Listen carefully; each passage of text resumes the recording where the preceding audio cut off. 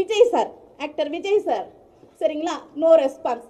அஜித் சாரோட மேனேஜர் சுரேஷ் சந்திர சார்கிட்ட கேட்டேன். நான் மட்டும் கேட்கல, ஒரு சக ஆர்டிஸ்ட், நான் பேர் சொல்ல விரும்பல, அவங்களும் கேட்டாங்க. 2 பேருக்கும் ஒரே பதில் தான்.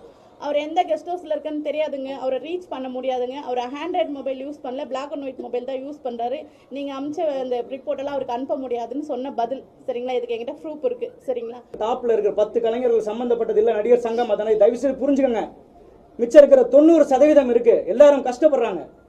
சினிமாவில் வாழ்க்கையில் பசியும் பட்னியோட கஷ்டப்படுறவங்க தான் நிறைய பேர். தயவு செய்து மேலே இருக்கிற நடிகர்கள், பதவிக்கு வரக்கூடிய நடிகர்கள் அத்தனை பேரும் ஒரே விஷயம். இன்னைக்கு என்னடா எமோஷனில் பேசுகிறேன்னு நினைக்கிறேன். நிறைய பேருக்கு இன்னைக்கு நாங்கள் எல்லாருமே போய் ஃபீல்டில் கொரோனா நேரத்தில் கவர்மெண்ட் கார்பரேஷனில் பெர்மிஷன் வாங்குறதுக்காக எத்தனை நாய்பாடு வாங்கி ஒருத்தன் கேவலமாக பேசி அந்த பெர்மிஷனை வாங்கி ஒவ்வொரு தெருவாக போய் கொண்டு போய் கொடுத்துருக்கோம். ஏன்னா அத்தனை கலைஞர்கள் பசியும் பட்னியுமா இருந்திருக்காங்க. சின்ன தெருல இன்னைக்கு அச்சிட்டு சாவுறாங்க. சரிங்களா, இவரை தலைவராக போடலாமா, அவரை தலைவராக போடலாமா, ரவி வர்மா சாரை தேர்ந்தெடுக்க